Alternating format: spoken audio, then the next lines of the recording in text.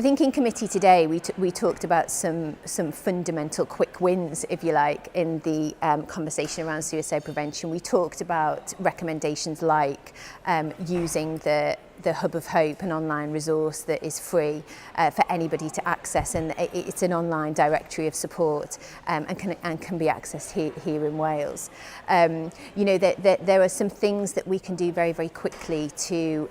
make sure that people feel confident in asking the question, are you feeling suicidal, and knowing what to do with the answer. And part of the recommendations from the committee will be that we start to use and look at the CSAY signpost free training. So there are resources out there, and I really welcome the opportunity in committee today to not only talk about my lived experience of losing my partner to suicide, but also to really present some